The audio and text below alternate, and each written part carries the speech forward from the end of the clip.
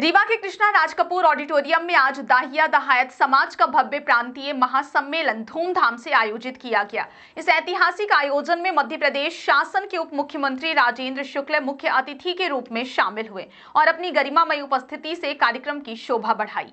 रीवा संभाग सहित आसपास के जिलों से समाज के जिलाध्यक्ष, पदाधिकारी और बड़ी संख्या में समाज बंधु अपने साथियों के साथ पहुंचे और इस महत्वपूर्ण क्षण में साक्षी बने। कार्यक्रम की शुरुआत पारंपरिक रीति रिवाजों से हुई। इसके बाद समाज के वरिष्ठ जनों और पदाधिकारियों ने मंच पर उप मुख्यमंत्री का पुष्प गुच्छ, शॉल व श्रीफल भेंट कर भव्य स्वागत किया। पूरे सभागार में तालियों की गड़गड़ाहट और उत्साह का माहौल छा गया। सम्मेलन में वक्ताओं ने समाज की एकता, सांस्कृतिक धरोहर के संरक्षण और नई पीढ़ी को समाज सेवा तथा राष्ट्र निर्माण की दिशा में प्रेरित करने की आवश्यकता पर बल दिया। उपस्थित जनसमूह ने समाज के विकास और संगठन की मजबूती के लिए एक स्वर में संकल्प लिया। अपने प्रेरक संबोधन में उप मुख्यमंत्री राजेंद्र शुक्ल ने दाहिया दहायत समाज की मेहनत, ईमानदारी और संगठनात्मक शक्ति की सराहना की। उन्होंने आश्वासन दिया कि प्रदेश सरकार समाज के हर कल्याणकारी कार्य में पूरा सहयोग देगी। साथ ही उन्होंने विशेष रूप से युवाओं से शिक्षा, रोजगार और सामाजिक जिम्मेदारियों के क्षेत्र में आगे बढ़ने का आह्वान किया ताकि सशक्त समाज और मजबूत राष्ट्र का निर्माण हो सके। महासम्मेलन में विभिन्न जिलों से आए प्रतिनिधियों ने भी अपने विचार रखे और समाज की उपलब्धियों के साथ साथ चुनौतियों पर चर्चा की। इस दौरान यह संकल्प भी लिया गया कि आने वाले समय में समाज शिक्षा, स्वास्थ्य और जनसेवा के क्षेत्रों में और अधिक प्रभावी कदम उठाएगा। कार्यक्रम के अंत में दाहिया दहायत समाज की ओर से उप मुख्यमंत्री को उनके बहुमूल्य समय, सहयोग और मार्गदर्शन के लिए हार्दिक आभार व्यक्त किया गया। रीवा का कृष्णा राज कपूर ऑडिटोरियम इस पूरे आयोजन का साक्षी बना, जहां समाज की एकजुटता, भाईचारा और भव्यता ने एक नया इतिहास रच दिया। मोदी जी का जिस दिन जन्मदिन था, उस दिन लोग कह रहे थे कि आज हम भोपाल से रीवा आए तो 75 रुपया लगा मात्र, और रीवा से जो भोपाल गए उस दिन जन्मदिन तो वो भी 75 लगा। हालांकि उसका भी किराया 1200, 1400 और 1500, 2000 में ज्यादा नहीं है, लेकिन उस दिन विशेष छूट दी गई थी क्योंकि भारत माता के सपूत नरेंद्र मोदी जी का जन्मदिन था। अब सेवा पखवाड़ा चल रहा है 17 जनवरी से लेकर गांधी जयंती तक। समाज के हर वर्ग की माताओं को स्वास्थ्य केंद्रों में विशेष व्यवस्था की गई, उनकी जांच की, उनकी परामर्श की। स्वस्थ नारी सशक्त समाज परिवार का अभियान जो पूरे देश में चलाया जा रहा है, उस अभियान की शुरुआत मोदी जी ने 17 सितंबर को कहां से किया? मध्य प्रदेश के धार जिले से किया।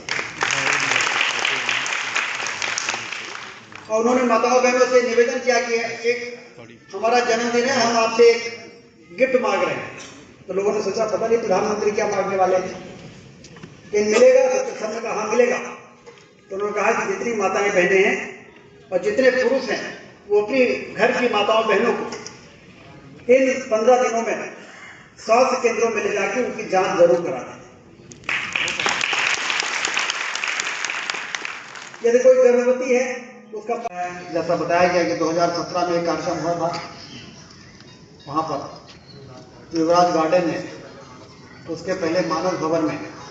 जब जब दाहिया समाज ने कार्यक्रम किया है मुझे जरूर बुलाया है और मैं जरूर वहां पर गया। लेकिन पहले के कार्यक्रम और आज के कार्यक्रम में अंतर है। पहले के कार्यक्रम में आपकी मांग कि दहायत समाज अलग है, कोटवार अलग है। इन्होंने कोटवार में दहायत को शामिल करके और हम लोगों को अनुसूचित जाति में जो होना चाहिए वो अनुसूचित जाति से हम लोग वंचित हैं, उससे कई योजनाएं सरकार की, उससे हम लोग वंचित हो जाते हैं और हमारा समाज इससे प्रभावित होता है। और ये मांग आपकी बहुत पुरानी है, संघर्ष बहुत पुराना है। सिर्फ अनदेखी के कारण, सही जगह पर सही बात ठीक प्रकार से न पहुंचाने के कारण ये आपका बहुत पुराना लंबा संघर्ष चल रहा था। लेकिन आज के कार्यक्रम में अंतर यह है कि आपका संघर्ष पूरा हुआ, सफल हुआ और आज सारे लोग उल्लास से भरे हुए हैं, प्रसन्नता से भरे हुए हैं। सरकार का तो यही मतलब है कि सरकार जनमानस का, लोगों की जायज मांगों को सुने, समझे और सही जगह उसको प्रस्तुत करे और वहां से उनके हित के निर्णय करवाए। यही सरकार का मतलब। बैठ गए और सत्ता के चकाचौंध में खो गए, जनता से नाता टूट गया, जमीन से पैर हट गया।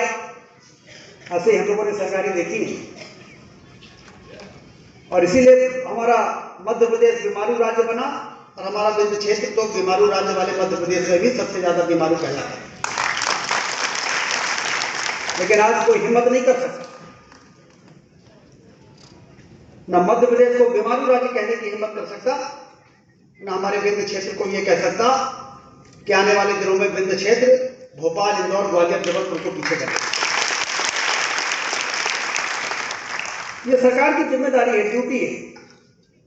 सिंचाई की नहरों का जाल बिछाए, शानदार सड़कें बनाए, अस्पताल की ठीक व्यवस्था करें। कि काफी लंबे समय से संतोष दाहिया जी और सभी लोग संघर्ष कर रहे थे, और कि दाहिया समाज को अनुसूचित जाति वर्ग में शामिल किया जाना चाहिए। कोटवार जाति नहीं है, पद है, लेकिन कोटवार के कारण ओबीसी कैटेगरी में पहले ओबीसी में थे, और वो जबकि उस कोटवार कोई जाति नहीं है, तो इसलिए वो विलोपित होने से अब दाहिया और दहाय समाज एससी कैटेगरी में आने के जो बाधाएं थी वो सब दूर हो गई हैं। इसलिए आज दाहिया और दहाय समाज ने यहाँ पर उत्सव और एक कार्यक्रम रखा था यहाँ पर, और खुशी मना रहे हैं। और जो उनकी और भी जो जरूरी आवश्यक कार्रवाइयाँ हैं वो आने वाले दिनों में पूरी होंगी और बराबरी के साथ आगे बढ़ सकेंगे। ये सबसे बड़ी ये समस्या, ठीक है, ये बात को